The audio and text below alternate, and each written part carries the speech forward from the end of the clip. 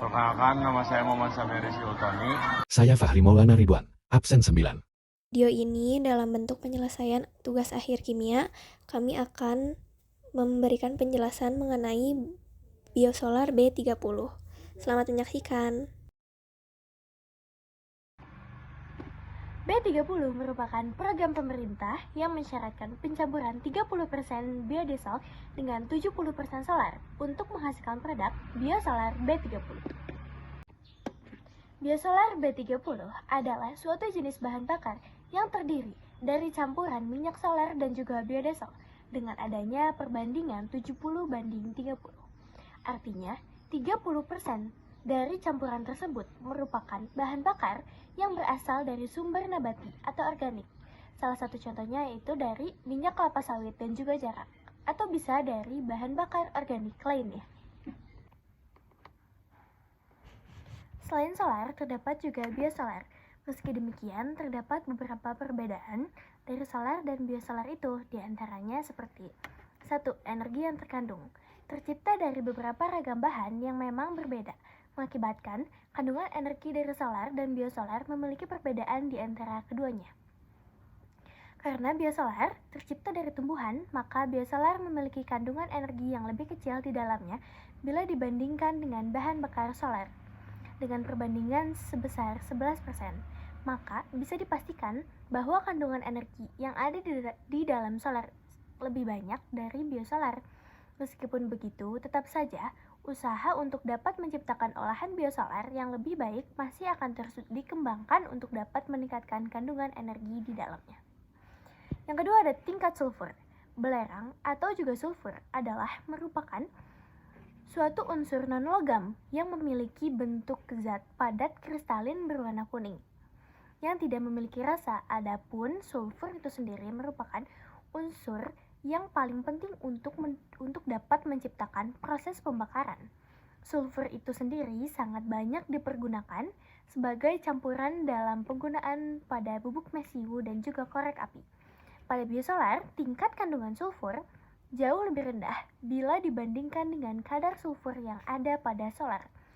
Hal tersebut kemudian membuktikan dan juga sekaligus menjadikan bahwa biosolar memiliki kandungan energi eksplosif yang lebih rendah bila dibandingkan dengan yang ada pada solar. Namun karena adanya kandungan sulfur yang memang lebih rendah, maka biosolar akan cenderung lebih ramah pada lingkungan karena tingkat kadar sulfur yang begitu rendah akan menghasilkan lebih sedikit karbon dioksida. Berbeda dengan produk solar di mana memiliki tingkat kadar sulfur yang sangat tinggi, maka solar menghasilkan banyak karbon dioksida. Oleh karena itu, solar tergolong ke dalam salah satu dari penyebab terjadinya polusi udara. Yang ketiga, kekuatan dari proses oksidasi. Proses oksidasi itu sendiri adalah suatu proses dari lepasnya elektron yang ada di dalam sebuah molekul. Karena adanya pengikatan dengan oksigen, pada saat pengolahan bahan bakar, proses oksidasi berperan dalam proses menciptakan sumber energi untuk dapat melakukan proses pembakaran. Dikarenakan biosolar itu sendiri memiliki kadar sulfur yang begitu jauh lebih rendah, maka proses dari oksidasi pada biosolar pun cenderung lebih lemah. Bukan hanya itu, adanya proses oksidasi yang lemah juga akan cenderung dapat mengakibatkan penyumbatan pada beberapa bagian mesin.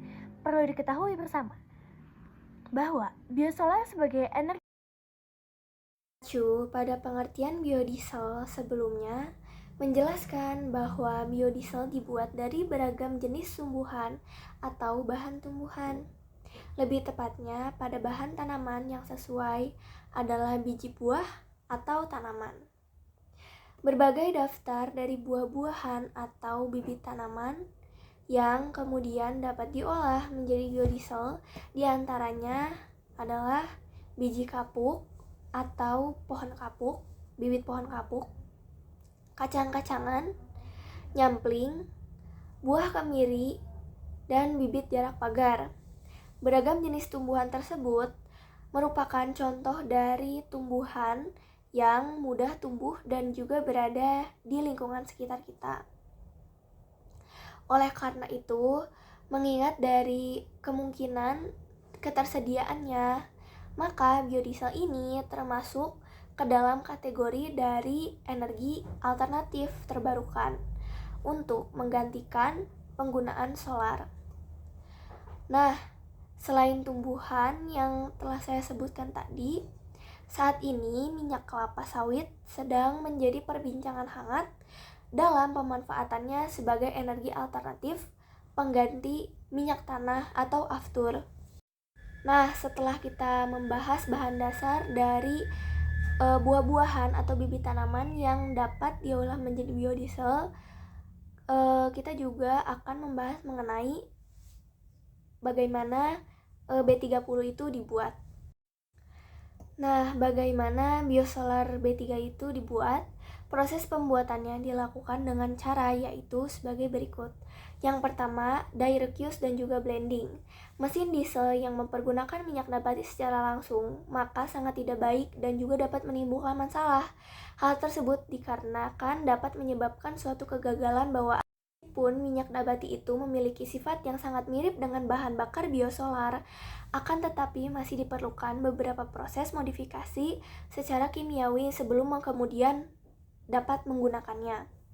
Sebagai mesin diesel, dapat menggunakan bahan bakar minyak nabati yang murni secara langsung, akan tetapi untuk mesin injeksi langsung seperti turbocharge, seperti pada truk, di sana tidak dapat dipergunakan secara langsung.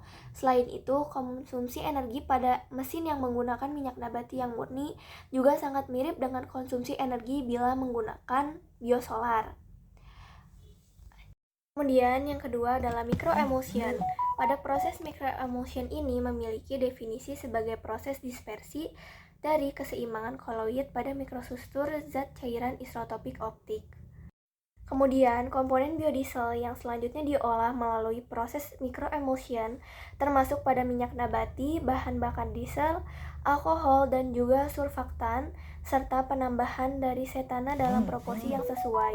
Pada proses microemulsion dapat membantu dalam mengurangi viskositas dan juga di sisi lain dapat meningkatkan dari angka setana biodiesel. Meski demikian, penggunaan bahan bakar diesel dari hasil microemulsion secara terus-menerus nantinya dapat menyebabkan masalah seperti pada jarum injektor yang menempel, kemudian juga pembentukan endapan karbon yang tidak ketinggalan, yaitu adanya pembakaran yang tidak selesai. Kemudian yang ketiga adalah thermal cracking atau pirolisis. Thermal cracking atau pirolisis didefinisikan sebagai suatu proses yang mengkonversi suatu zat menjadi bentuk lainnya dengan menggunakan energi panas atau pemanasan dengan adanya bantuan dari katalisator.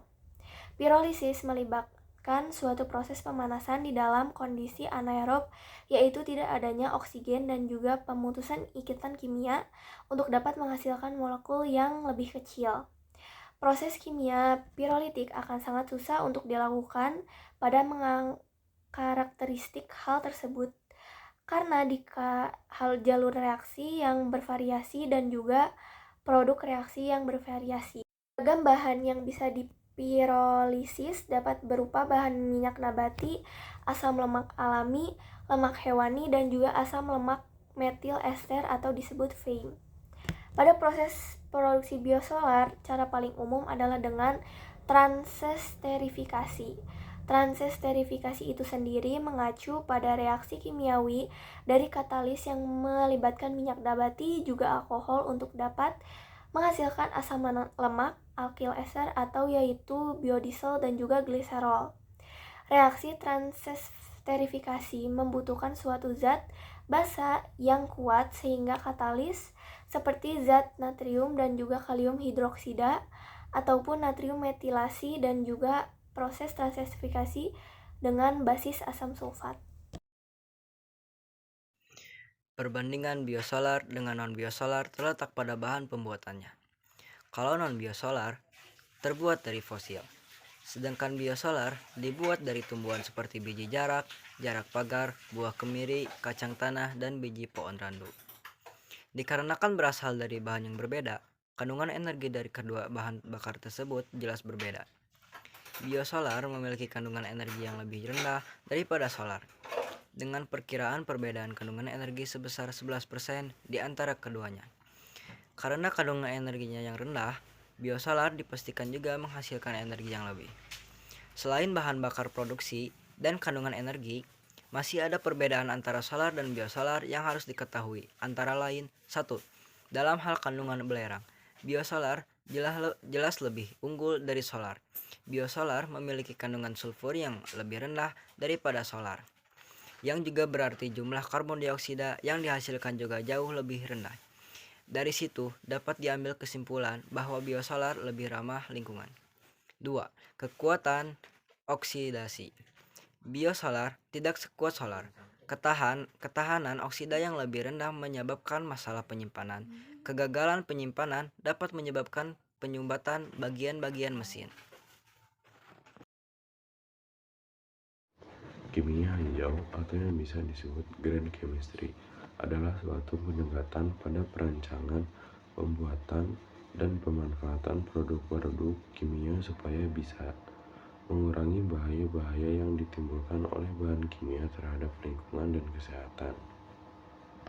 Biosolar B30 mendukung prinsip kimia hijau karena biosolar diselenggarakan sebagai wujud dari komitmen pemerintah dalam mengurangi GRK sebesar 29% dan dapat meningkatkan kualitas lingkungan. Bahan-bahan kimia dapat ditemukan dalam kehidupan sehari-hari. Sebagai contoh, kita mencuci baju menggunakan deterjen. Deterjen merupakan salah satu dari bahan kimia. Bahan-bahan kimia sangat diperlukan dalam kehidupan sehari-hari, tetapi harus digunakan dengan bijaksana agar tidak merusak lingkungan. Kita harus menerapkan prinsip kimia hijau. Kimia hijau atau yang bisa disebut green chemistry adalah suatu pendekatan pada perancangan, pembuatan, dan pemanfaatan produk-produk kimia supaya bisa mengurangi bahaya-bahaya yang ditimbulkan oleh bahan kimia terhadap lingkungan dan kesehatan. Biosolar B30 mendukung prinsip kimia hijau karena biosolar diselenggarakan sebagai wujud dari komitmen pemerintah dalam mengurangi GRK sebesar 29% dan dapat meningkatkan kualitas lingkungan.